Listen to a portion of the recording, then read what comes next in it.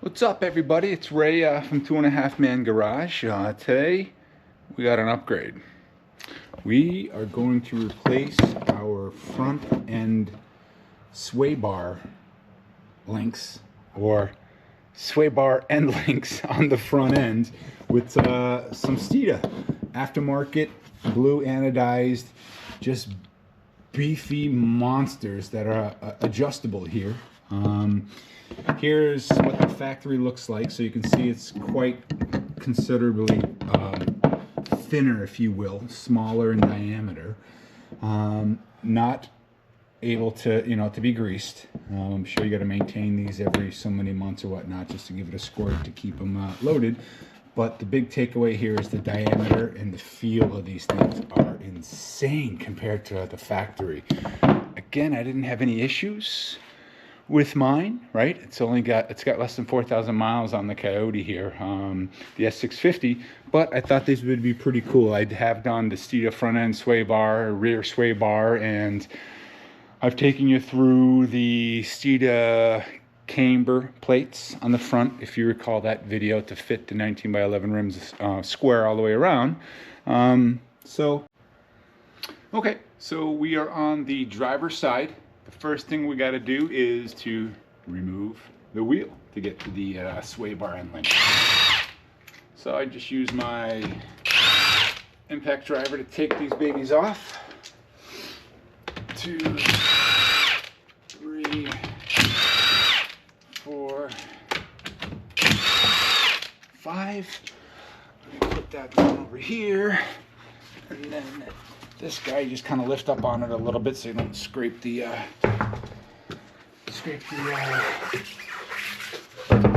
caliper. And I just kind of slide that under the car.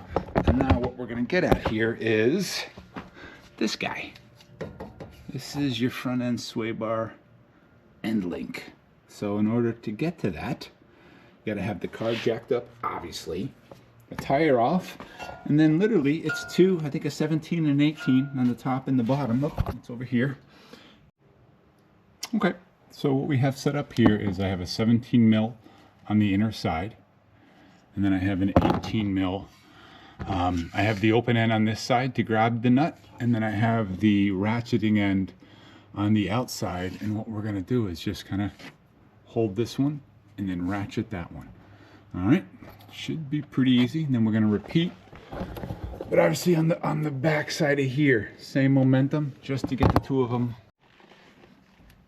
All right, so we hold the back one firm, get the ratcheting on the outside. This is the 18 mil. Oh yeah, watch out for that ABS line on top there. This should come right off pretty easily. We'll find out what the torque setting is. It's not on there ridiculously tight, maybe around 70 foot-pounds, I don't recall. But we'll find out, obviously, when we put it back together with the exact torque specifications are.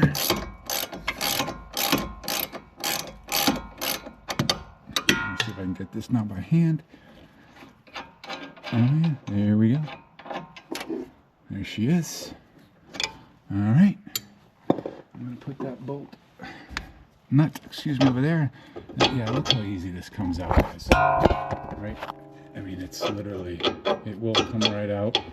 But what we're gonna do now is we're gonna get the getting on that one up there. All right, let's do it. Okay, so we got that bolt off, and this guy should just come right out. Oh, yep, just like that. Push out on the top, and you can leverage him this way, down, and then boom, right out. Look at that. There she is. Yesterday's newspaper. Good work.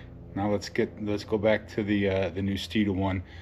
Measure it out. I try to just align it to exactly that size, and then just tighten the hell out of it, and then let's get it on. So before we put the Steeda front sway bar end link on, I just match it up with the factory one, which it's about the same size. Got to make sure you use a 18 and a 17 to really tighten this these fittings down, or these connections not fitting. And then we should come back here, and it should go back in just as easy. Don't mind the caliper off and the rotor. Just playing around here with some stuff. So, all right, let's get this baby back on.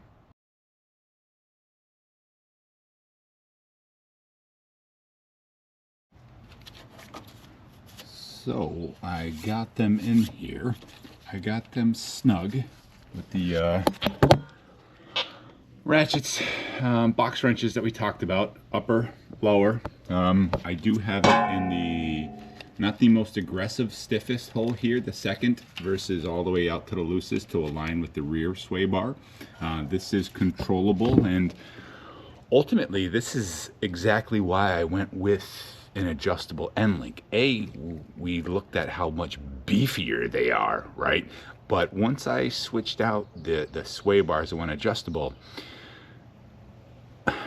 this gives me the flexibility now, the ease to adjust and have the proper, I guess, alignment from the top of the shock down to the sway bar and be able to adjust it. Because what I did notice with the factory, it just doesn't, you're unadjustable. It's fighting itself, trying to get to the softest or the stiffest. And here, I think just the alignment and the variability is kind of key. And we'll give it a shot. We have an HPDE day tomorrow, so we're gonna see. So what we need to do here now with any type of suspension, I can't torque it here while it's up in the air, of course. So what I'm gonna do is I will get the tire back on. Again, the end links are pretty tight, but we got to get it to 76 foot-pounds. So what I'll do is I'll get the tire back on, get it on a ramp, and it just gives me enough room to get in there. It's not easy, and quite frankly, some folks just give it an ugga-dugga versus the precise measurement. And I think as we learn more, you'll get the feeling of what 76 foot-pounds kind of feels like. But till then, I'm happy with the whatever the hell I'm trying to say, with the torque wrench for 76 foot-pounds. So I'll do that. I'm not going to bore you with that, but that's basically it, guys. That's it in a nutshell. And again, some Zerk fittings here on the end. I don't need to do it now. I think after tomorrow's HPDE day, obviously I'll recheck and make sure we're all torque spec'd after a full day on the track. And yeah, and maybe at the end of the season just give it one squirt, because what we don't want to do is overfill the oil. Grease fitting, that does create an out of bounds pressure or too much pressure, within there, and can cause premature wear. But yeah, pretty straightforward. This stuff, if I can do it, you can do it.